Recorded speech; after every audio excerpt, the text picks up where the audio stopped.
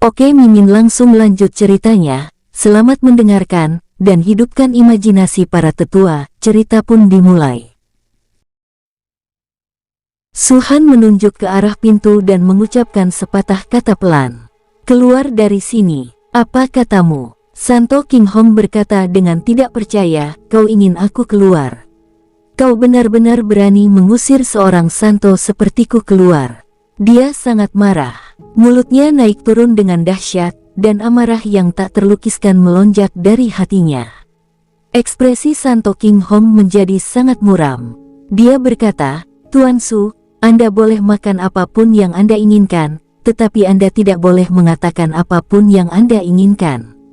Lalu apa? Tanya Suhan enteng. Santo King Hong merenung sejenak, menarik napas dalam-dalam, dan berkata, mari kita bicara dengan tenang. Kamu tidak perlu bersikap sombong. Kamu belum melihat betapa kuatnya dinasti suci Qinglong milikku. Putra suci ini ada di sini hari ini karena dinasti suci Naga Biru sangat optimis terhadapmu, tetapi jika kamu ingin dilindungi, kamu harus membayar harga yang sesuai. Mungkin sebelumnya aku meminta terlalu banyak. Sekarang, aku akan bertanya lagi. Bagaimana dengan 100 triliun kristal abadi? Setelah mengatakan itu, dia menatap Suhan. Kukira Suhan masih akan menolak, tapi tak disangka, Suhan malah mengangguk. Bisa. Mendengar ini, Santo King Hong langsung kegirangan. Namun Suhan menambahkan, namun, ada satu hal yang perlu saya klarifikasi. 1 kuadriliun kristal abadi dari dinasti suci Macan Putih itu saya pinjamkan kepada mereka, bukan diberikan sebagai bayaran. Jadi, 100 triliun kristal abadi dari dinasti suci Naga Biru itu tetaplah pinjaman. Tentu saja, Santo King Hong segera mengangguk. Pada saat yang sama, dia mencibir dalam hatinya, pinjaman. Apakah kau pikir dinasti biasa sepertimu bisa mengambil uangmu kembali? Jika aku tidak mengembalikannya di masa mendatang, apa yang dapat kau lakukan? Namun, begitu pikiran ini muncul, Suhan melambaikan tangannya dan mengeluarkan selembar perkamen dan botol giok. Apa ini? Tanya putra suci King Hong. Karena ini uang pinjaman, tentu saja perlu ditandatangani dan disegel. Suhan tersenyum dan berkata, perkamen ini seperti surat perjanjian. Ada banyak klausul yang tertulis di atasnya. Kamu bisa mengabaikan yang lain, tetapi hanya ada satu hal.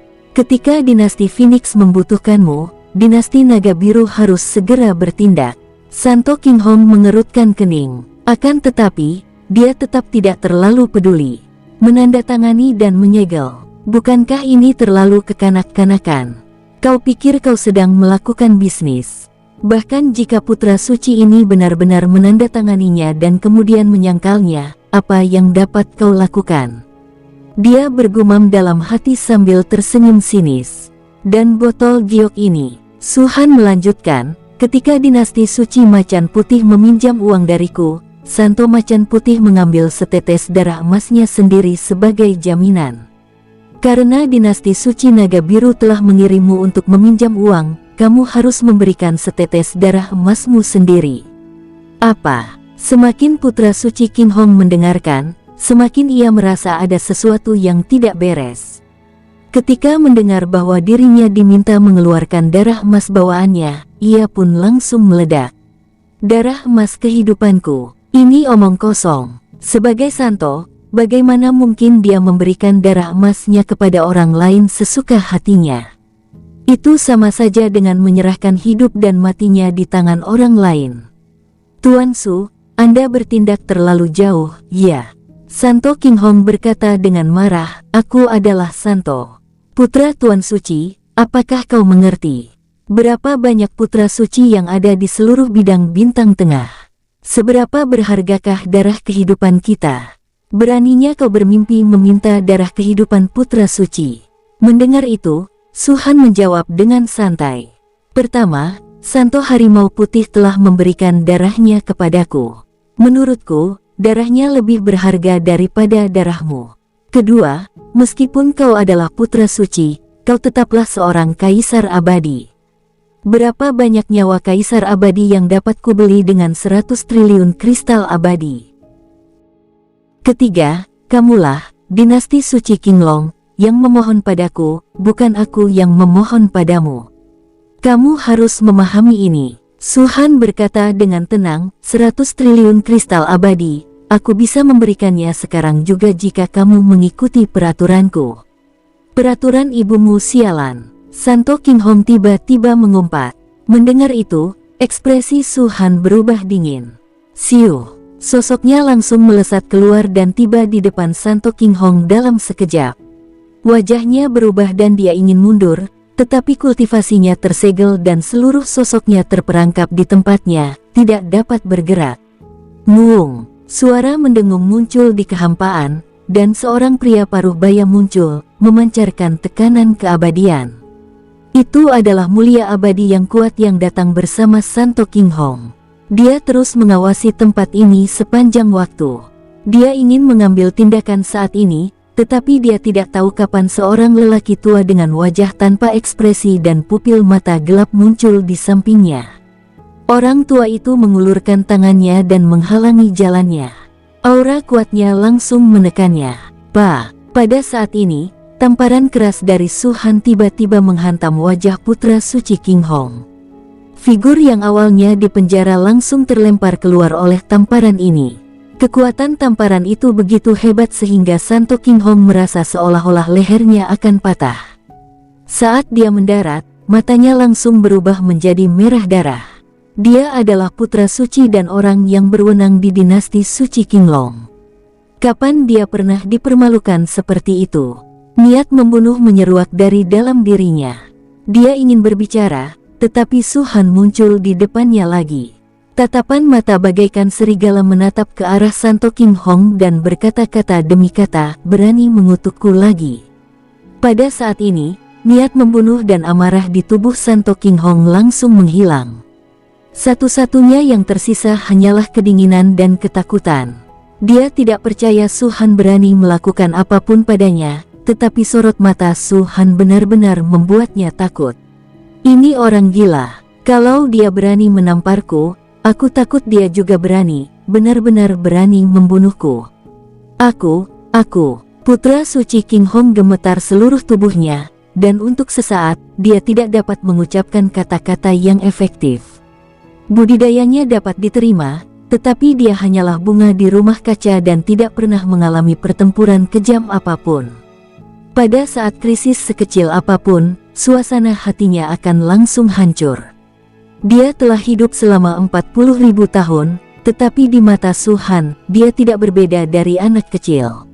Ekspresi Su Han menjadi sangat dingin, dan dia berkata dengan suara berat, aku akan memberimu 3 napas waktu untuk segera menghilang dari pandanganku.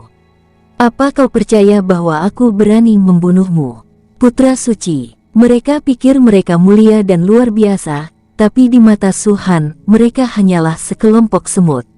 Mungkin Su Han tidak akan menyinggung orang seperti itu sebelumnya, tetapi saat ini. Belum lagi putra suci, bahkan jika Tuan Suci sendiri datang, Su Han tidak akan takut. Jika seseorang benar-benar ingin memulai perang, maka Su Han akan menambahkan bahan bakar ke api. Melihat ekspresi kemarahan Su Han, putra suci Qinghong lari dengan panik. Sebagai putra suci, ia dapat mengambil keputusan di bidang bintang berukuran sedang. Mereka mungkin tidak memiliki cukup kultivasi atau kekuatan, tetapi status dan kedudukan mereka ada di sana.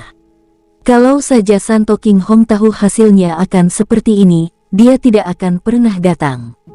Dan keesokan harinya setelah dia pergi, beberapa kata kasar keluar dari mulutnya. Dinasti Phoenix melebih-lebihkan kemampuannya sendiri, buta dan bodoh, serta tidak tahu seberapa tinggi langit dan seberapa dalam bumi. Mulai hari ini, dinasti suci Qinglong dan dinasti Phoenix akan menjadi musuh. Mendengar kabar itu, Su Han tersenyum tipis, itu hanya ucapan yang tidak berguna. Dinasti suci Qinglong tidak akan berani melakukan itu. Xiao Yuhui berkata, bagaimanapun, dinasti suci Qinglong adalah salah satu dari 10 dinasti suci. Jika kamu mempermalukan putra suci mereka seperti ini, aku khawatir mereka benar-benar akan mengambil tindakan terhadapmu. Su Han masih menggelengkan kepalanya, Santo King Hong itu terus mengatakan bahwa dinasti Naga Biru lebih kuat daripada dinasti Harimau Putih. Seberapa kuatkah mereka? Bukankah aku, Su Han, tahu? Paling-paling, mereka setara satu sama lain. Faktanya, dinasti Naga Biru bahkan lebih lemah daripada dinasti Harimau Putih. Di permukaan, kita telah menerima perlindungan dari dinasti suci Harimau Putih. Bahkan jika dinasti suci Naga Biru benar-benar marah, mereka tetap harus mempertimbangkan dinasti suci Harimau Putih. Juga, putra suci King Hong pasti datang ke sini tanpa persetujuan dari dinasti suci King Long. Siapapun yang memiliki sedikit otak tidak akan mengirim orang bodoh seperti itu ke sini. Yun Qian mengangguk pelan dan berkata, benar sekali. Putra suci King Hong itu terlalu sombong. Dia sama sekali tidak datang untuk meminjam uang, tetapi untuk meminta uang. Jika dinasti suci King Long tahu tentang ini, bahkan jika mereka setuju untuk mengizinkannya datang, mereka tidak akan pernah mengizinkannya berbicara kepadamu seperti ini. Tunggu saja dan lihat saja. Di masa depan, aku khawatir semakin banyak kekuatan akan datang ke dinasti Phoenix.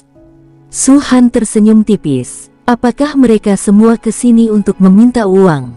Semua orang mengerutkan kening. Sebagian besar, Su Han berkata, tetapi ada juga beberapa yang tidak, dan bagian ini kemungkinan akan menjadi sekutu kita.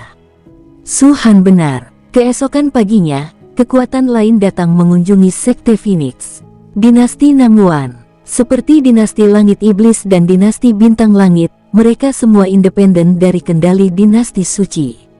Jika berbicara mengenai tingkat dinasti kekaisaran, meskipun masih ada kesenjangan antara dinasti tersebut dan dinasti suci, namun itu bukanlah dinasti suci yang dapat dihancurkan sesuka hati. Kekaisaran Tianxing runtuh, dan hingga kini, tak seorang pun yang maju untuk mengatakan bahwa merekalah yang menghancurkannya. Mengapa demikian? Tidak baik untuk menarik terlalu banyak kebencian. Dinasti atau dinasti kerajaan dapat dihancurkan sesuka hati. Namun untuk bisa naik pangkat menjadi dinasti kekaisaran, tak perlu banyak bicara soal fondasinya sendiri, relasinya dalam segala aspek juga amat luas. Jika tidak ada kepentingan besar yang terlibat, sungguh mustahil untuk mengambil tindakan segera setelah Anda mengatakannya. Misalnya, alam kaisar abadi. Mereka memang dapat menghancurkan alam mulia abadi, tetapi apakah semudah menghancurkan alam manusia abadi? Jika ekornya menjadi terlalu besar untuk dihilangkan, akan menjadi masalah besar jika pihak lain kembali lagi di masa mendatang. Faktanya, masih ada dinasti-dinasti yang melepaskan diri dari kekuasaan dinasti suci, dan jumlahnya tidak kurang dari 10. Akan tetapi, sebagian besar dinasti kekaisaran memilih untuk bergantung pada dinasti suci. Misalnya, dinasti Nanguan, kehidupan mereka tidak mudah. Dibandingkan dengan dinasti Tianxing dan dinasti Motian, dinasti Nanguan sedikit lebih lemah dan tidak dapat disebut sebagai dinasti teratas. Sejak mereka melepaskan diri dari kendali dinasti suci, mereka telah diblokir dalam banyak hal. Tidak ada prajurit yang dibolehkan bergabung dengan dinasti Nanguan. Pedagang tidak diperbolehkan memasuki dinasti Nanguan untuk berbisnis. Secara diam-diam kirim orang-orang kuat untuk terus-menerus mengganggu dan merebut sumber daya dinasti Nanguan. Penyergapan dan pertempuran besar-besaran sering terjadi di wilayah dinasti Nanguan. Kaisar Nanguan murka, namun tidak dapat berbuat apa-apa.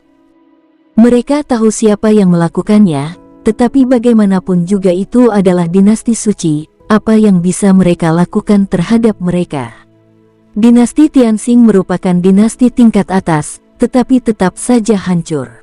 Kekaisaran iblis didirikan karena banyaknya penyihir yang menduduki posisi penting di asosiasi penyihir.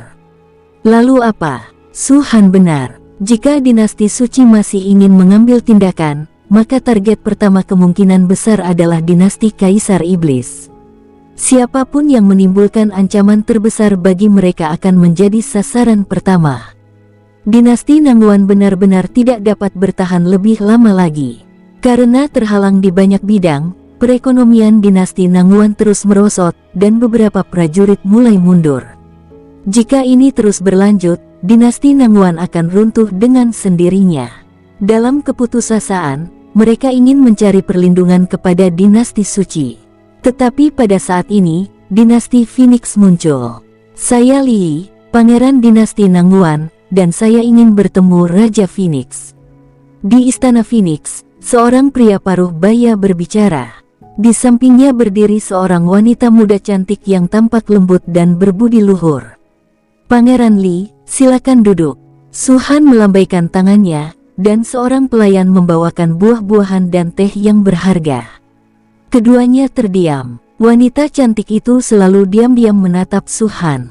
Dia tidak tampan, tapi yang terpenting, dia kaya. Wanita itu berpikir dalam hatinya, jika aku dapat menikah dengan pria seperti ini, setidaknya aku tidak perlu khawatir tentang kekayaan dan kemuliaan dalam hidup ini. Suasana di aula itu agak canggung. Su Han tidak berbicara, begitu pula Li. Akhirnya, Li yang berkata, Ning Jie, kamu belum menyapa Tuan Phoenix, jangan melanggar aturan. Wanita itu tertegun sejenak, lalu dengan cepat berdiri dan berkata, Li Ningji, temui Tuan Phoenix. Su Han mengangguk sedikit, tetapi mengerutkan kening diam-diam di dalam hatinya. Apa artinya ini? Li terbatuk pelan dan berkata, Tuan Su, Ning Jie adalah putri Tuan Li. Dia selalu mengagumi dan memujamu. Ketika dia mendengar bahwa saya akan berkunjung ke dinasti Phoenix, dia bersikeras untuk ikut. Saya harap Tuan Su tidak menyalahkan saya. Tidak akan, ucap Su Han tersenyum tipis. Kemudian, suasana kembali hening. Katakan saja apa yang ingin kamu katakan. Setelah beberapa saat, Su Han tersenyum dan berkata, saya tahu sedikit tentang situasi dinasti Nangguan saat ini. Jika ini tentang uang, Pangeran Li, tanyakan saja. Saya pasti akan membantu jika saya bisa. Li tidak menanggapi perkataan Su Han, tetapi berkata kepada Li Ningji, Ningji, bukankah kamu baru saja belajar menari? Karena Tuan Su menyukai lagu dan tarian, mengapa kamu tidak menari untuknya sekali saja?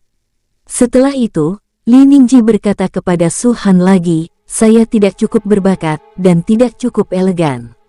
Jika ada kekurangan, saya harap Tuan Su akan memperbaikinya. Su Han terdiam bergumam dalam hati. Apa maksudnya ini? Kapan saya suka bernyanyi dan menari? Seberapa sulitkah keadaan dinasti Nangguan sehingga seperti ini?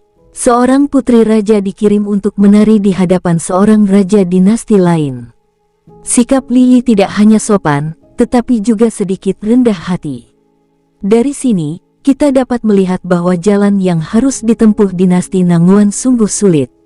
Li Ningji perlahan berdiri. Dalam hatinya, dia sebenarnya merasa sedikit jijik. Menari, dia tidak menyukainya sama sekali, tetapi ayahnya memaksanya untuk mempelajarinya sebelum dia datang ke sini. Bagaimana mungkin Li Ningji tidak tahu apa tujuannya datang ke sini hari ini? Menggunakan dirinya untuk menukarkan demi kelangsungan hidup dinasti Nangguan di masa depan. Faktanya, Li Ningji tidak menyukai orang-orang seperti Su Han dari lubuk hatinya, bahkan memandang rendah dia. Yang disukainya adalah tipe lelaki kuat, yang amat tampan, dan punya ilmu bela diri yang tinggi, serta mampu mengguncang 9 langit hanya dengan sepatah kata. Misalnya, para kaisar atau bahkan orang-orang suci di wilayah bintang berukuran sedang.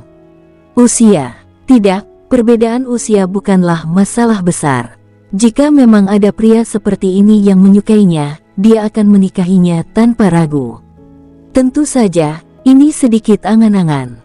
Tetapi jika kaisar tidak mampu melakukannya, putra kaisar dapat melakukannya. Mereka memiliki potensi yang luar biasa dan semuanya adalah orang-orang jenius yang luar biasa. Bahkan jika mereka tidak dapat mengambil alih tahta kaisar di masa depan, mereka pasti akan dapat menjadi orang-orang yang kuat. Lihat Su Han lagi, hanya seorang raja, apa itu? Apa lagi yang dia miliki selain uang? Tentu saja, uang memungkinkan Anda melakukan apapun yang Anda inginkan. Su Han, orang terkaya ini telah mengguncang seluruh bidang bintang menengah dengan kekuatan finansialnya, yang menyebabkan perubahan situasi. Li Ningji juga menyukai uang, tetapi dia lebih menyukai orang-orang berkuasa yang memiliki kekuasaan absolut. Namun, demi kelangsungan hidup dinasti Nanguan, demi harapan orang tuaku, dan demi impianku untuk menikahi pria berkuasa, lebih baik aku menyerah. Banyak pembantu datang dari luar, semuanya membawa berbagai alat musik. Ini semua dibawa oleh Li. Dia telah mempersiapkan banyak hal untuk ini. Alat musik terdengar anggun dan indah, dan sosok Li Ningji juga melayang. Namun pada saat ini, Su Han tiba-tiba berkata, "Lupakan saja, saya tidak terlalu suka menari. Waktu sangat berharga, mari kita bicarakan hal yang lebih penting." Setelah kata-kata ini diucapkan, semua orang tercengang. Setelah mempersiapkan sekian lama, Tuan Phoenix bahkan tidak melihatnya. Li merasa sangat kecewa. "Putri Li, silakan duduk dulu. Yang lain boleh pergi dulu," kata Su Han.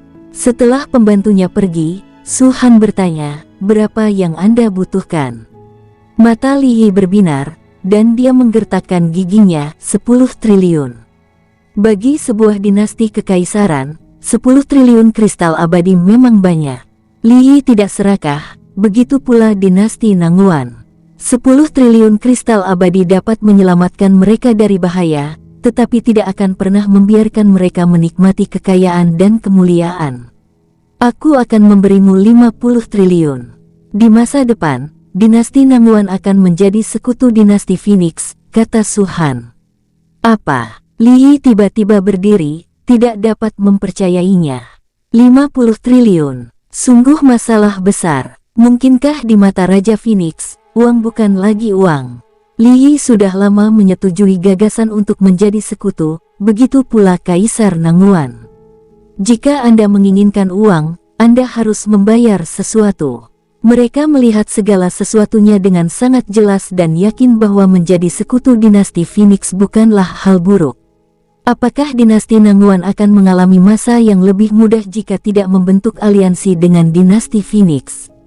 Belum tentu. Namun harga psikologis Li adalah 10 triliun, bukan 50 triliun. Ini sungguh kejutan besar baginya. Li Ningji yang berdiri di samping juga sedikit linglung. Dia memandang rendah orang kaya, tetapi untuk beberapa alasan, ketika Su Han melambaikan tangannya dan berteriak 50 triliun, Li Ningji tiba-tiba merasa tampan sekali. Apakah Anda benar-benar bisa setampan itu jika Anda punya uang?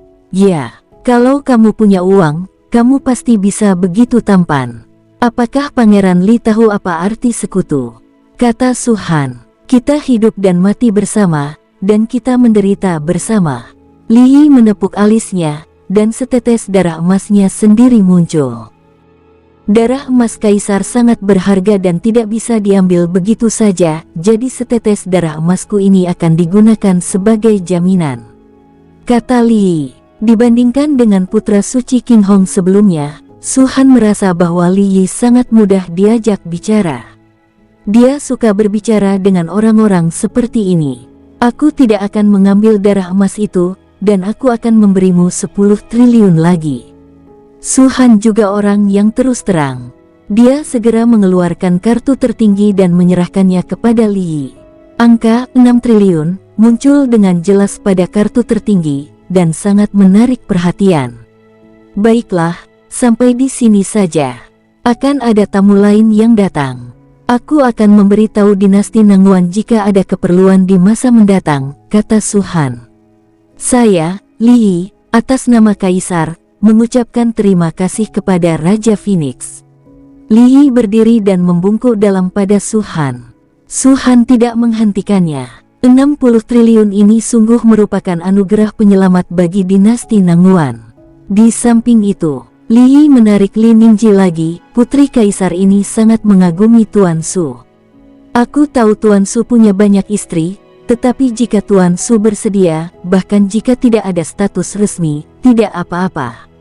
Omong kosong. Su Han mengerutkan kening dan berkata, Pangeran Li, aku tahu apa yang kamu maksud, tetapi aku juga punya seorang putri. Jika kamu melakukan hal ini, kau sama saja menjual orang, dan kau salah menilaiku. Silahkan pergi. Tubuh Li Yi bergetar hebat. Bagaimana mungkin dia tidak tahu kalau Li Ningji sebenarnya tidak mau datang. Matanya berangsur-angsur menjadi basah, dan Li Yi sangat berterima kasih kepada Su Han. Dia membungkuk lagi dan hendak berbicara, tetapi pada saat ini, suara Li Ningji tiba-tiba datang dari belakangnya. Saya bersedia. Li Ningji menatap Su Han dan berkata penuh harap, Tuan Su, saya bersedia. Sungguh ini tanpa paksaan. Mendengar itu, ekspresi Su Han menjadi jijik. Dia segera berkata, maaf, silahkan pergi. Sebelumnya dia tampak enggan, tetapi sekarang wajahnya penuh harap. Baiklah, Raja Phoenix, kami mohon pamit. Li Yi membawa Li Ningji dan berjalan keluar. Dalam 6 bulan berikutnya, banyak pasukan datang ke dinasti Phoenix. Kekuatan-kekuatan ini memberikan berbagai macam alasan, seolah-olah mereka telah membayar harga yang sangat mahal. Sebenarnya tujuan mereka cuma satu, yaitu mendapatkan uang. Itu adalah tempat berlindung dan aliansi. Su Han menolak semuanya. Di matanya, apa yang disebut perlindungan dan aliansi ini tidak ada nilainya. Mereka pikir mereka sangat pintar dan menganggap Su Han bodoh. Tapi apakah Su Han benar-benar bodoh? Tentu saja tidak. Pasukan ini sekarang mengatakan bahwa mereka akan berbagi suka dan duka dengan dinasti Phoenix, dan akan hidup dan mati bersama. Namun, Su Han sama sekali tidak mempercayai mereka. Jika sudah waktunya, mereka hanya akan menutup mata dan berpura-pura tidak mendengar dan tidak mengatakan apapun. Apa yang bisa dilakukan Su Han? Dinasti Nangguan berbeda dari mereka. Dinasti Nangguan dipaksa sampai batas tertentu, dan Su Han memberi mereka kristal abadi, yang seperti bantuan tepat waktu. Li Yi sangat berterima kasih pada Su Han. Sekalipun dinasti Nangguan hanya berpura-pura, Su Han tidak peduli dengan 60 triliun kristal abadi. Jika mereka tidak mengambil tindakan, seluruh dinasti Nangguan harus digunakan untuk membayar hutang ini. Kurang dari 1,5 tahun tersisa sebelum alam rahasia roh darah dibuka. Dan saat itulah, orang yang ditunggunya akhirnya datang. Dinasti Jinyang. Seperti yang diharapkan Su Han, orang-orang yang datang dari dinasti Kekaisaran Jinyang dipimpin oleh Jin Yi. Terlebih lagi, Jin Yi kini telah resmi dikanonisasi sebagai putra kaisar oleh Kaisar Jinyang. Sejak saat itu, ia sepenuhnya melepaskan statusnya sebagai pangeran dan resmi tampil di dunia sebagai putra kaisar. Ini adalah peningkatan status dan simbol kedudukan. Para pangeran lainnya pada awalnya dapat bersaing dengannya sampai batas tertentu, tetapi setelah ia dipromosikan menjadi putra kaisar, tidak seorang pun dapat menghentikan ambisi besarnya. Itu masih Istana Phoenix, tapi kali ini, Su Han tidak sendirian di sini. Su Yao, Tang Yi, dan Xiao Yuhui semuanya ada di sini. Jin Yi juga ada di sini. Dia dipromosikan menjadi putra kaisar, dan seluruh temperamennya tampak membaik. Jin Yi, senang bertemu paman dan bibi. Jin Yi membungkuk, aku tidak tahan lagi. Su Han melambaikan tangannya dan berkata, mulai sekarang, jangan panggil aku paman atau bibi. Kamu adalah putra kaisar, dan aku hanyalah mantan kaisar. Kesenjangannya terlalu besar, dan aku tidak tahan dengan panggilan seperti itu. Ekspresi Jin Yi tidak berubah, tetapi dia tetap berkata, Jin Yi tahu bahwa paman sedang marah, tetapi dia benar-benar tidak berdaya. Saya harap paman bisa memaafkan saya. Su Han hanya menutup matanya dan tidak memperdulikannya. Kalau saja dia tidak khawatir pada Su Yao, dia pasti sudah menamparnya sejak lama. Saat ini, di matanya, Jin Yi bahkan tidak sebaik putra suci King Hong. Setidaknya, Saint King Hong itu terus terang. Meskipun dia menyebalkan, dia tidak punya banyak rencana. Tapi Jin Yi ini terlalu licik. Seseorang kemari. Jin Yi melambaikan tangannya, dan segera orang-orang dari dinasti Jin yang memasuki Istana Phoenix. Totalnya ada 10 orang, masing-masing memegang nampan dengan cincin penyimpanan di atasnya. Untuk apa ini? Xiao Yuhui sedikit mengernyit. Awalnya dia punya kesan baik terhadap Jin Yi, tetapi karena apa yang terjadi terakhir kali, semua kesan baiknya telah hilang. Jin Yi berlutut dengan ganas dan berkata kepada Su Han dan Xiao Yuhui, paman dan bibi, Jin Yi merasa bersalah atas apa yang terjadi terakhir kali. Aku datang ke dinasti Phoenix untuk secara resmi melamar putri paman dan bibi. Begitu kata-kata ini diucapkan, wajah Xiao Yuhui dan Tang Yi tiba-tiba berubah dingin. Dan secercah harapan terakhir di mata Su Yao telah hancur total. Hanya kekecewaan yang tersisa. Cara kekaisaran Jin yang sungguh menjijikkan. Karena ini lamaran pernikahan, apa yang dia lakukan sebelumnya. 1,5 tahun yang lalu, Su Yao pergi ke dinasti Jin yang secara langsung menanyakan tentang hal itu. Ini karena perasaan Su Yao terhadap Jin Yi telah mencapai tingkat tertentu. Kekaisaran Jin yang hanya perlu datang ke dinasti Phoenix dan melalui suatu proses. Namun kekaisaran Jin yang menolak tanpa ragu-ragu. Hanya ada perbedaan 1,5 tahun antara dulu dan sekarang, jadi mengapa Jin Yi datang untuk melamarnya lagi hari ini? Apakah benar-benar karena dia menyukai Su Yao dan pernah berdebat dengan Kaisar Jin yang hampir menyebabkan perselisihan, sehingga Kaisar Jin yang setuju? Tidak, bukan itu. Pertama, 1,5 tahun yang lalu, dinasti Phoenix telah menyinggung dua dinasti suci, dinasti suci cahaya dan dinasti suci kemuliaan, dan berada dalam situasi yang genting. Dinasti Jin yang merasa bahwa keputusan Su Han untuk membiarkan Su Yao dan Jin Yi menikah hanyalah pernikahan aliansi, berharap bayang-bayang dinasti Jin yang dapat menutupi dinasti Phoenix. Dinasti Jin yang tidak berani mengambil risiko ini. Tidak ada gunanya menyinggung dua dinasti suci secara tidak langsung demi dinasti Phoenix. Yang kedua, pada saat Su Yao kembali, dinasti suci Macan Putih tiba-tiba mengumumkan bahwa dinasti Phoenix telah meminjamkan mereka 1 kuadriliun kristal abadi. Dinasti suci Macan Putih sangat berterima kasih dan sejak saat itu, mereka akan memberikan perlindungan kepada dinasti Phoenix. Ini sepenuhnya menghilangkan kekhawatiran kekaisaran Jin yang. Dengan perlindungan dinasti suci Harimau Putih, dinasti suci yang mulia, dan dinasti suci yang cerah, bahkan jika mereka benar-benar ingin bergerak melawan dinasti Phoenix, mereka harus berpikir dengan hati-hati. Orang lain mungkin tidak tahu, tetapi orang-orang di tingkat Kaisar Jin yang pasti tahu bahwa meskipun dinasti suci Macan Putih memiliki masalah keuangan, dalam hal kekuatan, itu cukup untuk menekan dinasti suci cerah dan dinasti suci yang mulia. Bagaimanapun, Santo Harimau Putih telah hidup selama puluhan juta tahun. Siapa yang tahu seberapa kuat kultivasinya? Dinasti suci cahaya dan dinasti suci kemuliaan tidak akan pernah mencoba membawa nasib buruk kepada dinasti suci Macan Putih. Karena mereka tidak akan mengambil tindakan terhadap dinasti Phoenix, apa yang perlu ditakutkan oleh dinasti Jin yang? Hal yang paling penting adalah 1 kuadriliun kristal abadi. Apa yang hilang dari dinasti Jin yang?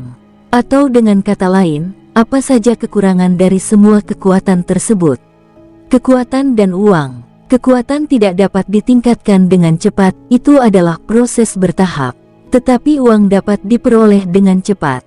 Jika Jin Yi benar-benar menikah dengan Su Yao, dinasti Phoenix pasti akan memberikan hadiah kawin, kan? Dengan sumber keuangan dinasti Phoenix dan pengeluaran triliunan dari Raja Phoenix, apakah hadiah kawin untuk putri satu-satunya akan kecil?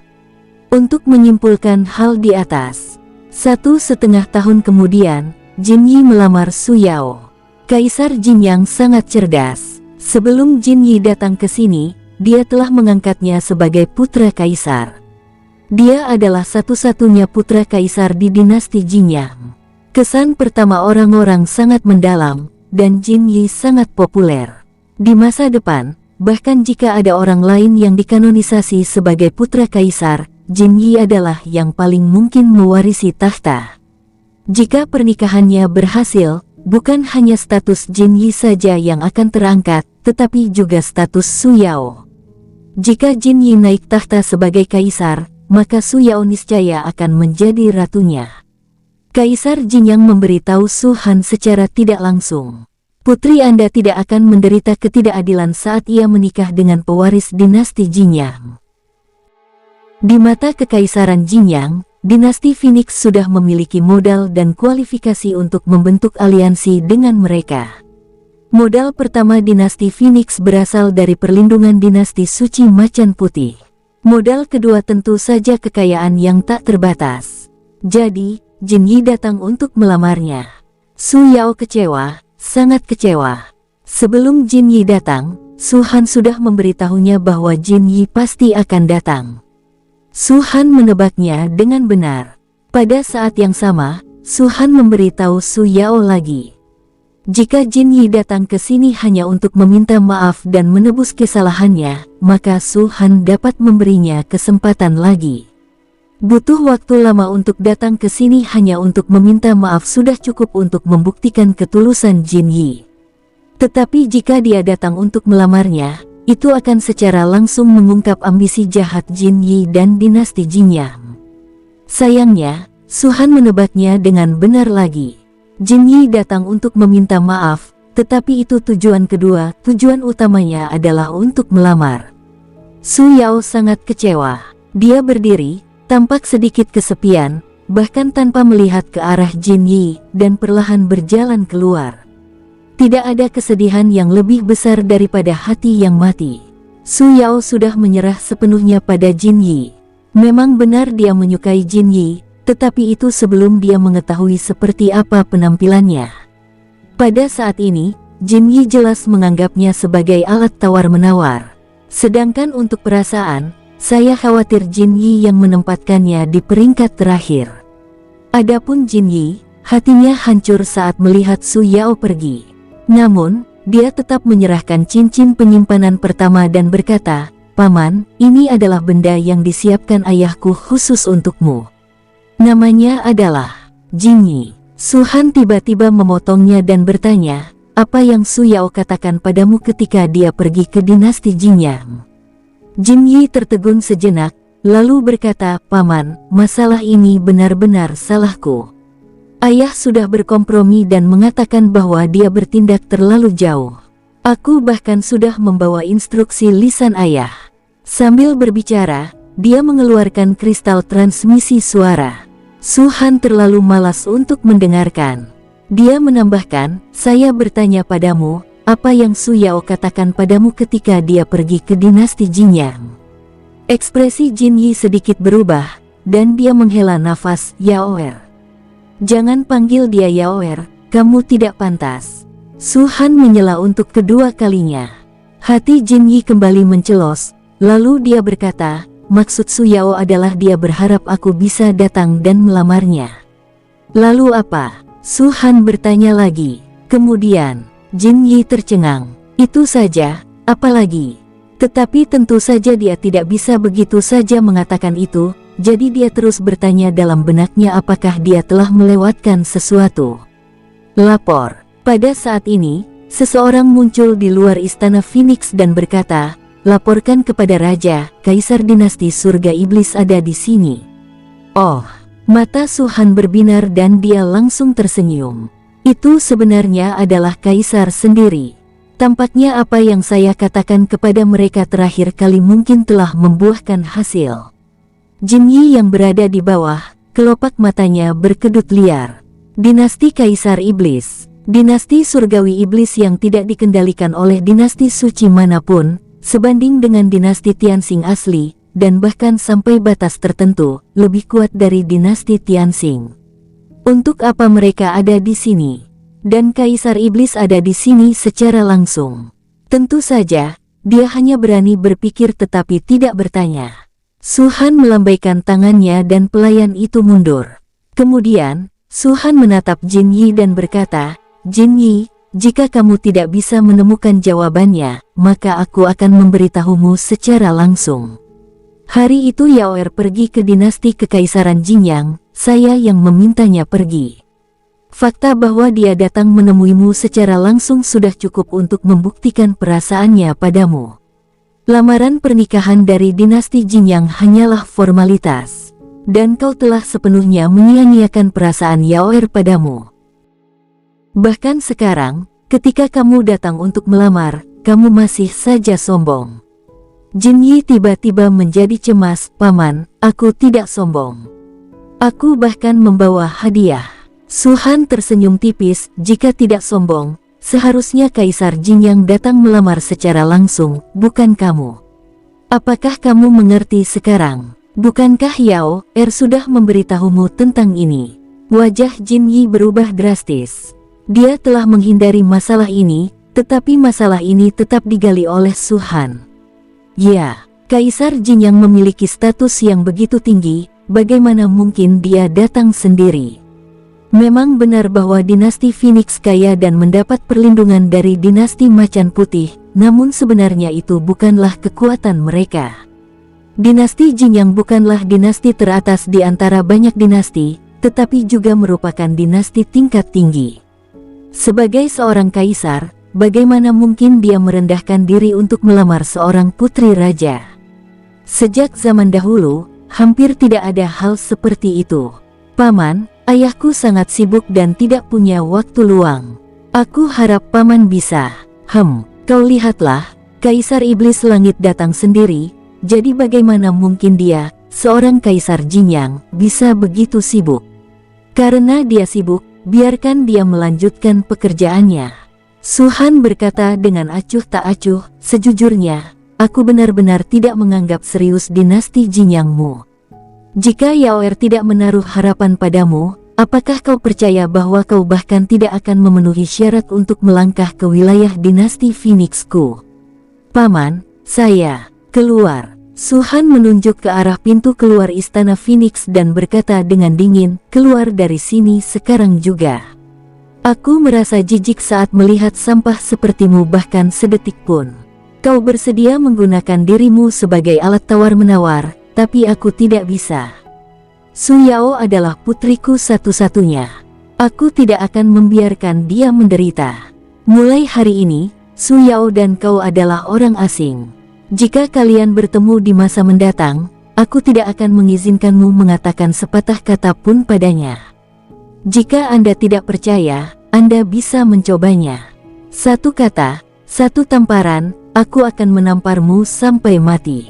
Setelah kata-kata itu selesai, Su Han melambaikan tangannya dan berkata, silahkan pergi. Su Han bahkan tidak melihatnya. Di matanya, Jin Yi sama sekali bukan tamu. Paman, kumohon berilah aku kesempatan, ucap Jin Yi dengan sedih. Su Han bahkan tidak memandangnya dan berbalik. Xiao Yuhui dan Tang Yi juga pergi bersama Su Han dengan senyum dingin di wajah mereka. Paman, Xiu. Sosok seseorang muncul dengan senyum sinis. Itu adalah Master Abadi Peng Fei. Kaisar Jin Yi, oh tidak, itu Kaisar Jin Yi. Master Peng Fei memberi isyarat dan berkata dengan tenang, silakan pergi. Senior, aku sangat menyukai Yao, tolong beri aku kesempatan, kata Jin Yi. Raja Phoenix berkata bahwa kau tidak layak lagi memanggil nona muda, Yao. Kalau tidak, aku akan menamparmu beberapa kali tanpa kau harus melakukan apapun. Master Peng Fei menatap telapak tangannya dan berkata, menurutmu, apakah telapak tanganku besar? Jika aku menampar seseorang dengan tangan sebesar ini, pasti akan sakit, kan? Anda, Jin Yi sangat marah. Dia menatap Master Abadi Peng Fei selama beberapa saat, lalu akhirnya mendengus dingin dan berbalik. Cek, sifat aslimu sudah ketahuan sekarang. Kupikir kau sangat toleran. Master Peng Fei berteriak dari belakang, Kaisar Jin Yi, hati-hati saat pulang. Ada terlalu banyak kotoran anjing di jalan. Akan buruk jika kamu menginjaknya. Mendengar itu, Jin Yi hampir muntah darah. Jin Yi keluar dari istana Phoenix dengan marah. Memikirkan kata-kata Su Han, dia pun teringat ekspresi wajah Master Peng Fei sebelum dia pergi. Alam mulia abadi. Jadi bagaimana jika Anda berada di alam mulia abadi? Aku adalah putra kaisar dan memiliki status bangsawan. Jangankan seorang mulia abadi tingkat rendah sepertimu, bahkan jika kau adalah master mulia abadi tingkat tinggi, kau tetap harus bersikap sopan dan hormat kepadaku. Memikirkan hal tersebut, Jin Yi benar-benar merasa seperti mau meledak. Bagaimana cara menggambarkannya? Di permukaan, ia tampak jujur, murah hati, tegas, dan berani. Di saat yang sama, dia lembut dan baik hati. Beberapa poin di atas benar, dan beberapa salah. Tetapi soal benar atau salah, itu hanyalah pemahaman dangkal. Jin Yi adalah orang yang sangat licik. Justru karena rencana jahatnya itulah, ia menjadi pangeran yang dicintai semua orang. Tidak, dia sudah menjadi putra kaisar. Namun, dimanapun mereka berada di dunia, orang-orang yang cakap merasa bangga. Mereka memiliki harga diri sendiri dan tidak terpengaruh oleh kemampuan orang lain. Memiliki uang juga merupakan suatu bentuk kemampuan. Namun, kemampuan Su Han tidak dapat meyakinkan Jin Yi. Alasan dia ada di sini hari ini hanyalah karena dia bisa mendapatkan manfaat dari satu sama lain. Tentu saja, dia mungkin sangat menyukai Su Yao, tetapi pada saat ini, perasaan menyukainya telah menjadi semakin lemah. Jin Yi juga memiliki harga dirinya sendiri. Dia memiliki visi jangka panjang, dan tujuan utamanya adalah ambisi besarnya sendiri.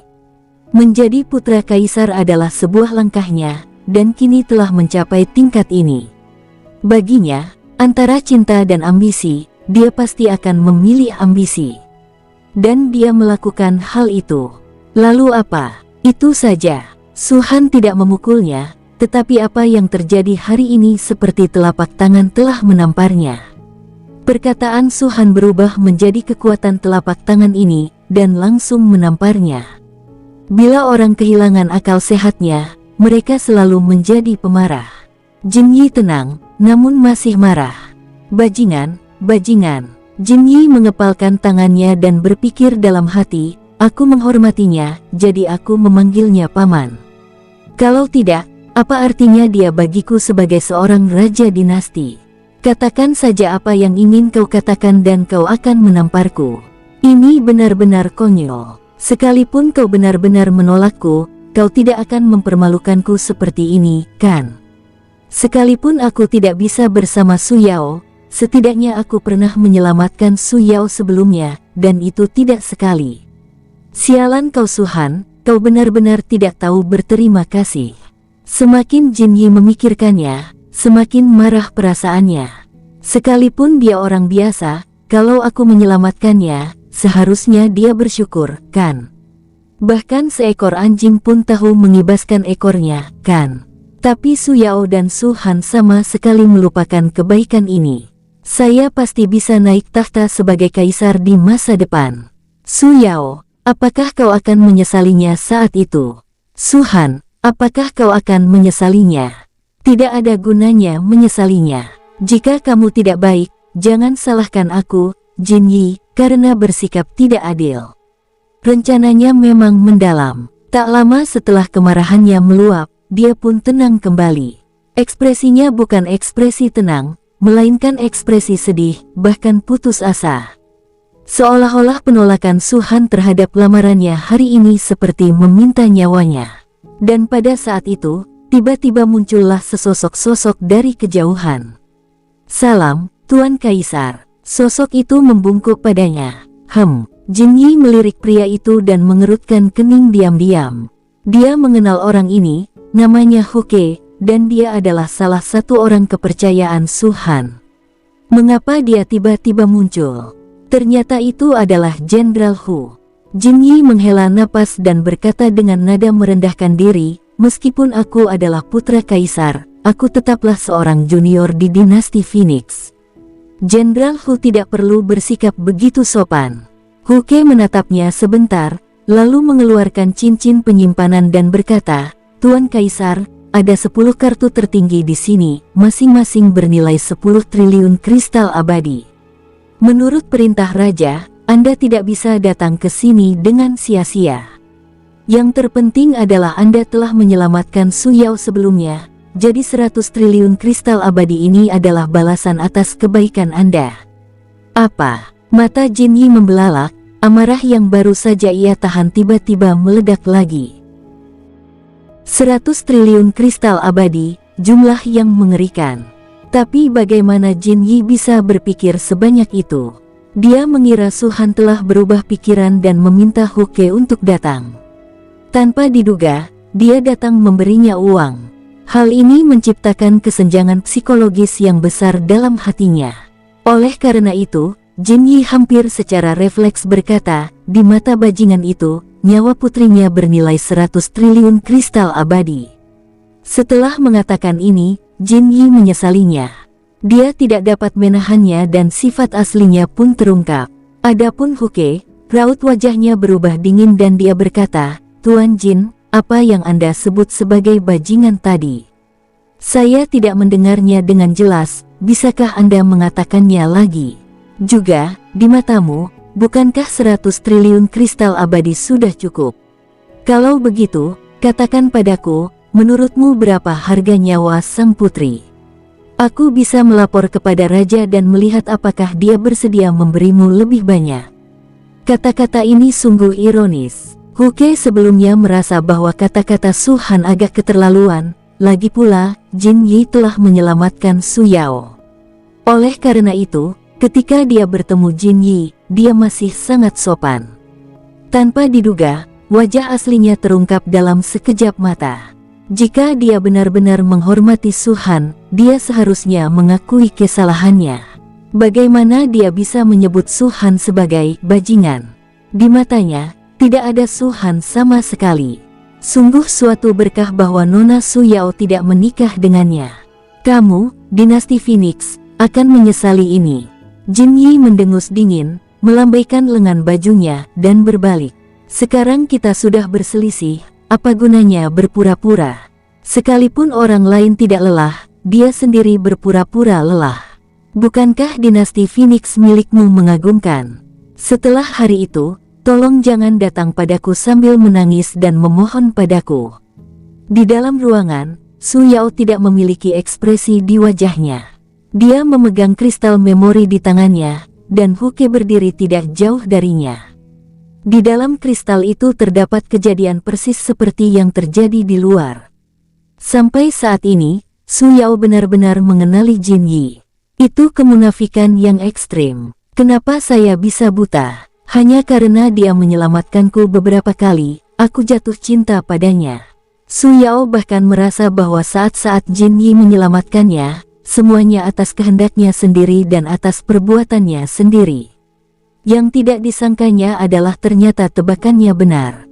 Pertama kali, itu memang hanya kebetulan. Namun kemudian, Jin Yi mengundang Su Yao ke dinasti Jinyang, dan setelah Su Yao menolak, hal itu terjadi untuk kedua kalinya dan ketiga kalinya.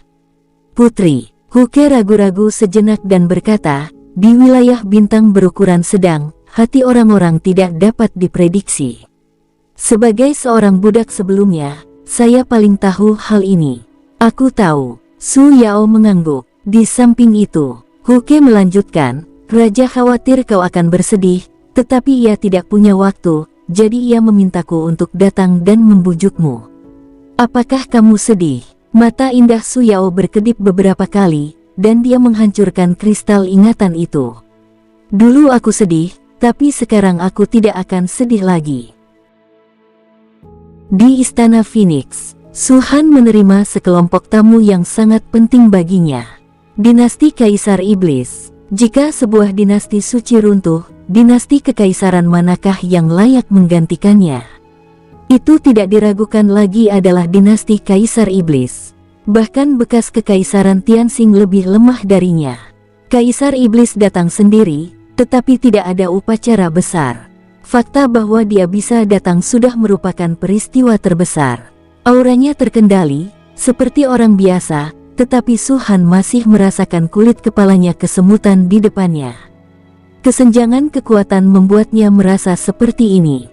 Saat itu di Lautan Iblis, ketika menghadapi keempat pembangkit tenaga alam setengah dewa itu, Su Han merasa jiwanya hendak terbang keluar. Kaisar Iblis tidak sekuat itu. Menurut dugaan Su Han, tempat itu pastilah puncak alam Kaisar Abadi. Tingkat kultivasi ini memang jauh lebih lemah dibandingkan dengan seorang kultivator alam dewa setengah langkah, tetapi bahkan jika seorang kultivator alam dewa setengah langkah ingin membunuhnya, pada dasarnya hal itu mustahil. Ini seperti Kaisar Abadi di puncak ingin membunuh Kaisar Abadi di level yang lebih rendah. Sulit untuk dilakukan. Tuangkan tehnya, kata Su-han sambil tersenyum. Seketika seorang pelayan menuangkan secangkir teh untuk Kaisar Iblis. Su-han memberi isyarat, silakan. Teh yang enak. Kaisar Iblis menyesapnya dan berkata, Kaisar ini sibuk dengan kultivasi dan urusan duniawi. Dalam hal kenikmatan, aku tidak bisa dibandingkan dengan Tuan Su. Dia menyebut dirinya sendiri sebagai Kaisar ini. Dari sini kita dapat melihat bahwa kesombongan Kaisar Iblis masih ada. Lucu sekali, bagaimana mungkin orang kuat seperti ini tidak sombong? Namun, kesombongan Kaisar Iblis adalah kesombongan yang sesungguhnya. Kesombongan para kaisar dan putra-putra orang suci itu tidak lain hanyalah kesombongan. Misalnya, Jin Yi. Misalnya, putra suci King Hong. Di antara sekian banyak tamu, Su-han adalah yang paling kesal dengan Kaisar Iblis. Oleh karena itu, dia tidak membuang-buang kata dan langsung bertanya, Kaisar datang sendiri, apakah Anda sudah mempertimbangkannya? Dinasti Surgawi Iblis dapat membentuk aliansi dengan dinasti Phoenix. Kaisar Iblis menyesap tehnya lagi dan berkata, tetapi Tuan Su, Anda harus memberiku dukungan yang cukup. Dinasti Phoenix tidak pernah kekurangan uang. Jadi apa yang terlewatkan oleh mereka? Kurang tenaga, dan ketergantungan adalah bagian dari kekuatan. Inilah yang dikhawatirkan Kaisar Iblis. Begitu Anda melangkah ke kapal dinasti Phoenix, apakah kapal itu akan runtuh dalam sekejap? Dinasti Kaisar Iblis telah menjadi duri dalam daging bagi banyak dinasti suci. Apakah mereka juga akan menjadi sasaran dengan bantuan insiden ini? Dia bukanlah seorang kultivator biasa, dia juga bukan seorang penyendiri. Sungguh, ada terlalu banyak hal yang perlu ia pertimbangkan. Sebelum datang ke sini, Kaisar Iblis telah membuat keputusan akhir. Jika dinasti Phoenix benar-benar memiliki cukup dukungan, maka bukan tidak mungkin baginya untuk setuju. Dia sangat menyadari manfaat bekerja sama dengan dinasti Phoenix. Sebelum Su-han pergi, dia mengatakan kepadanya bahwa jika mereka bekerja sama, dia akan memberinya 1 miliar kristal unsur. 1 miliar, setara dengan 130 triliun kristal abadi. Dengan jumlah kristal abadi ini, dinasti surga iblis dapat menciptakan banyak orang kuat dalam waktu yang sangat singkat. Jika saat itu benar-benar tiba, sekalipun mereka masih bukan tandingan dinasti suci, sekalipun dinasti suci masih tidak menyukai mereka, mereka tidak akan berani mengambil tindakan terhadap mereka. Kaisar Iblis tidak ingin mengikuti jejak dinasti Tianxing. Su-han memegang cangkir teh, meniup kabut ke samping, lalu menyesapnya. Setelah menutup teko, dia berkata, bukankah perlindungan dari dinasti Macan Putih sudah cukup untuk dinasti Phoenixku? Itu masih tidak cukup. Kaisar Iblis menggelengkan kepalanya dengan tegas. Mungkin Tuan Su tidak memahami keutamaan dinasti suci ini, jadi sebaiknya aku mengatakan yang sebenarnya kepadamu. Jangankan dinasti suci, bahkan dinasti surgawi iblisku, bahkan kaisar ini sendiri, tidak pernah peduli dengan janji apapun. Jika kamu punya uang, kita semua bersaudara. Jika kamu tidak punya uang, kamu bukan apa-apa. Uang itu penting, tetapi uang tidak dapat diubah menjadi kekuatan secara instan. Misalnya, saat ini, dinasti Phoenix memberikan 1 kuadriliun kristal abadi kepada dinasti Macan Putih sebagai ganti perlindungan dinasti Macan Putih. Namun, dinasti Macan Putih akan meminta uang lebih banyak lagi. Jika Anda tidak dapat mengeluarkan uang lagi saat itu, maka perlindungan dinasti suci Harimau Putih kepadamu akan berakhir saat itu. Sejujurnya, saya tidak mengerti mengapa dinasti Phoenix Anda mencari perlindungan dari dinasti Macan Putih. Ini seperti Anda berada di mulut seekor harimau. Su-han mendengarkan dengan tenang apa yang dikatakan Kaisar Iblis. Kemudian, dia berkata, saya percaya pada dinasti Macan Putih, dan saya percaya pada karakter Tuan Suci Macan Putih. Kaisar Iblis hampir menyemburkan teh yang baru saja diminumnya. Dia hampir ragu apakah dia salah dengar, meyakini. Kaisar Iblis benar-benar tidak tahu bagaimana menggambarkan Su-han. Dia adalah orang terkaya di bidang bintang tengah, dengan gunungan emas dan perak di tangannya, dan segala sesuatu yang dia inginkan. Kalau begitu, ini IQ Anda.